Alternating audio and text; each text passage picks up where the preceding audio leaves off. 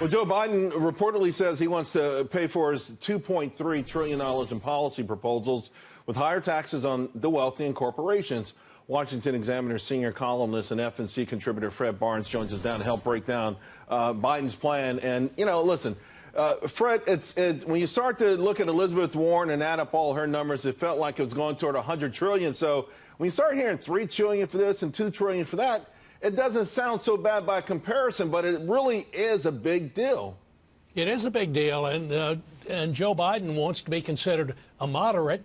This is not a moderate tax plan, and it assumes, as liberals and Democrats often do, that the public isn't very smart, and people will think, well, they're only going to tax the rich, but obviously the rich will fight back, and they'll have to tax the middle class. That's where the money is. So look, people are smart enough to realize that when you say, oh, we're going to tax the rich a little bit and it's not going to hurt the economy, well, it will hurt the economy. And here's what I think would happen if all this stuff passed and Biden were president and had a chance to enact it. It would mean the day after Election Day, the stock market would collapse, November 4th, 2020. Well, you know, President Trump has warned about that, and it's hard not to think that that's not a possibility. You know, stock market is a forward-looking mechanism, 6 months out, a year out. We saw the market do the exact same opposite upon the election of President Trump. It erupted higher on the unleashing on animal spirits that have come to fruition. Yeah. And in the meantime, you know, it's the wealthy, the corporations are being, I think there's a dual effort here. You make them villains in so many ways, whether they're responsible for climate, whether they're responsible for other, you know, things that hurt the nation, gun violence, all these things. You make them such villains that it's easier to say then we should be able to pluck this money from them. It's easier, but Democrats have used it before, and I think they're going to have a difficult time doing.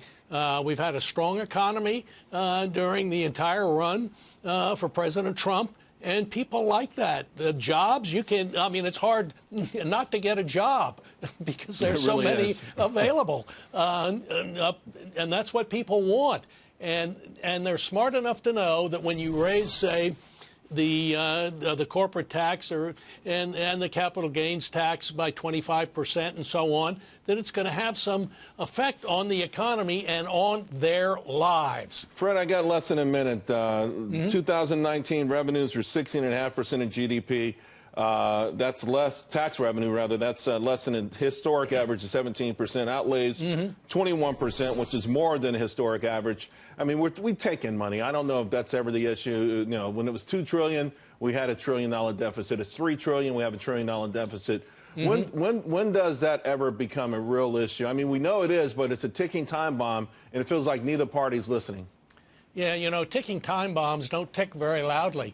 And there were very few people wanted to take on the entitlements, Social Security and Medicare and Medicaid.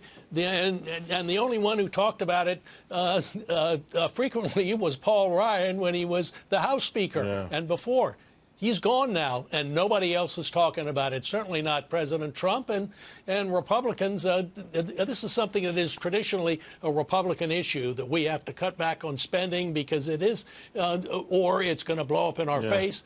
It's going to happen sometime, and Republicans are doing nothing. Well, the administration says upon re-election, that will be one of the #1 focuses. We'll see.